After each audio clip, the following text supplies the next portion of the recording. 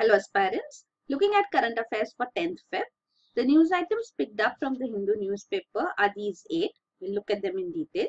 The first one, Maldives crisis. India in touch with US, Russia. So on the Maldives crisis, which we have been discussing almost every day now, on this crisis, New Delhi means India has been in touch with US and China over the situation. This has come out. The US President Donald Trump and Indian Prime Minister Narendra Modi had a telephonic conversation, and in this conversation they discussed regarding the situation in Maldives and also spoke about working together to enhance security and prosperity in the Indo-Pacific region. Also, Chinese Foreign Ministry said that China was also in touch with India as well as US on other relevant matters on this issue of Maldives. So this has come forth. So this 2+2 ministerial level meeting between India and USA is also going to take place in Delhi soon.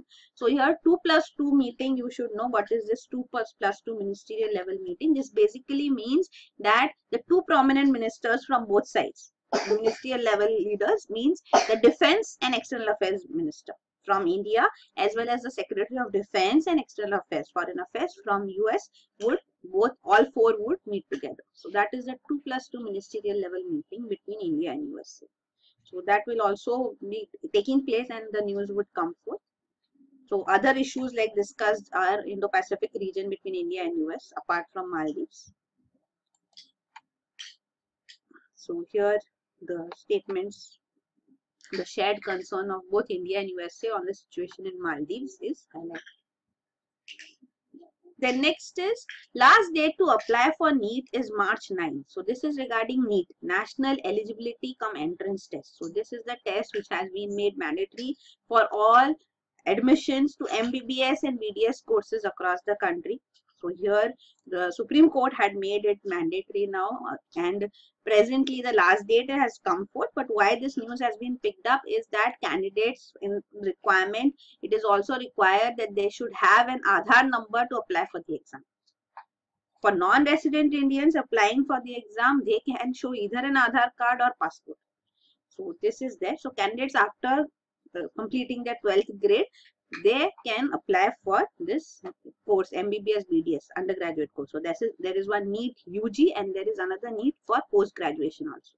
So this is there. Then next is Kerala, Punjab, Tamil Nadu in good health. So this is according to the Niti Aayog's latest health index report. So according to this report, the top 3 states in health indicators in India are Kerala, Punjab and Tamil Nadu.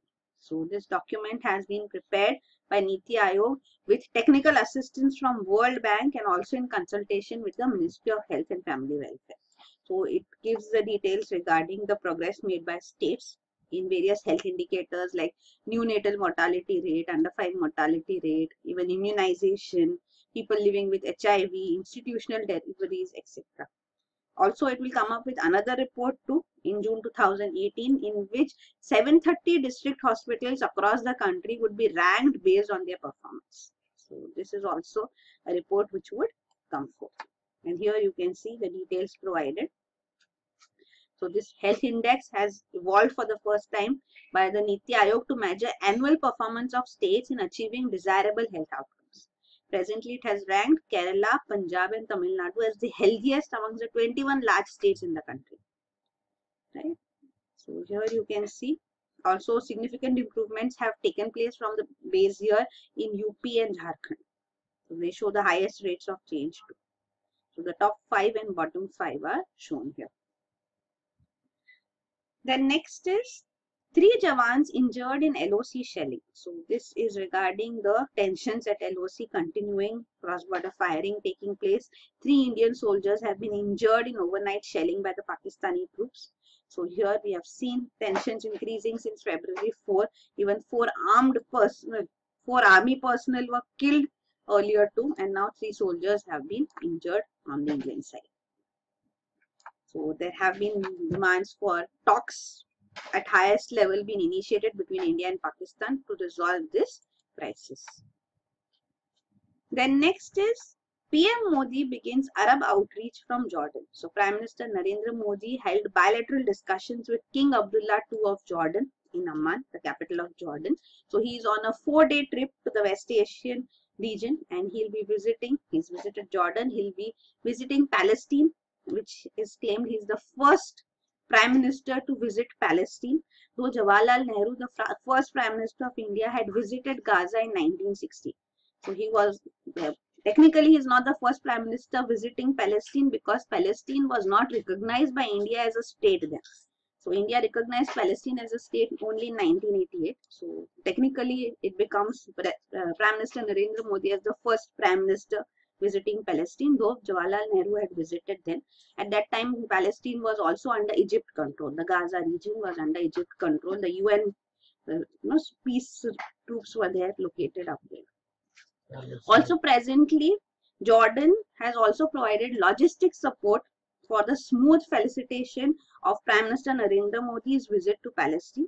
So he'll enter the territory of West Bank through a helicopter, actually a helicopter trip, and he would not be going through Israel.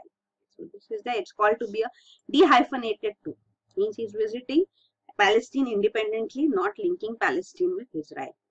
So this is there. He'll be there in Ramallah, the Palestinian capital. After that, he would be going to UAE. So in UAE also, there are expectations of various deals being signed between the two countries, India and UAE. And also there is expectation that the first ever naval exercise between UAE and India would be launched in the Gulf region near the coast of Abu Dhabi, which would be held in March 2018. So agreement on that would also be finalized. Then next is, can court sessions be live streamed? So here the Supreme Court, we have seen the senior advocate Indra Jaising, she made an appeal in the Supreme Court. A petition has been filed by her that courts should allow sessions to be live streamed on those cases which are of national importance, and even if live stream is not possible, then at least the recorded video, the video recording should be allowed to be put in public domain. So this is the petition which has come forth, on which now the Supreme Court has asked the assistance of Attorney General of India. So whether live proceedings of constitutional bench on nationally important cases like those on Aadhaar or those on criminalizing gay sex can take place or not. So this is seeking the assistance of Attorney General. So it has been argued in the petition that some judges in constitutional courts in India have historically been reluctant to the idea of recording court proceedings, because then every statement would be captured, every argument between the judge and the lawyer would be captured, and it would be used to interpret as a sign that how the judge would decide the case, which is not the case. The judges, this is not a sign. What statements are made is not a sign of how judges would finally decide the case. So that is why judiciary has been reluctant, has been put forth. But then she says that such things like putting it in public domain, live streaming, or at least video recording in public domain has been done by many courts globally. So some allow publication after a gap of 30 minutes. Some ban recording of proceedings as such only in trial courts. So in trial courts, it would compromise the witnesses. So there it is not allowed. Some give edited versions of the proceedings. Some record proceedings but don't air it in public. Also, some give transcripts of proceedings. So there are different ways in which the arguments can be brought in public domain. So here, this is the petition being filed. Even the Supreme Court has been praised because it has brought in transparency. It has earlier allowed installation of CCTV video recording with audio in trial courts and tribunals in the country. So this has already been an initiative taken, and now what is being demanded is such an initiative being taken, video recording for Supreme Court as such too. So here this is the argument being put forth. Then next is Supreme Court stays new tribunal rules. So there are these new rules, Central Tribunal, Appellate Tribunal and other authorities, rules of 2017, which have been given an approval by the government through the Finance Bill. So these are the rules framed under the Finance Act of 2017. So the Finance Act, which is the part of the budget of 2017. So under these rules have been framed, and Now the Supreme Court has said that these applicability of these provisions have been stayed. They will not apply to making key appointments in tribunals, like especially the tribunals like the National Green Tribunal, the Central Administrative Tribunal. So at these important tribunals, the appointments as such according to these rules would take place by the government. So this should not be the case. There are both judicial and administrative members in Central Administrative Tribunal too. So how the appointments should take place should not be governed just by the provisions as given by the government. So here it is a petition which has been filed by Congress MP Jairam Ramesh, that these terms and conditions of services of members should be governed by National Green Tribunal Act and not by this rules which have been framed, which give the government primacy in making key appointments to tribunals. So this has been stayed by the Supreme Court. The rules have been stayed. Then the last news item is scientists grow human eggs to full maturity in laboratory. So these are scientists from Britain and US who have succeeded for the first time in growing human eggs in laboratory from the earliest stage in ovarian tissue. So they have become completely mature as such outside. So this is a significant scientific step which has earlier been taken on mice. This is first time that human eggs have matured. So this also one day can help in developing regenerative medicine therapies. New infertility treatments as such will also become available.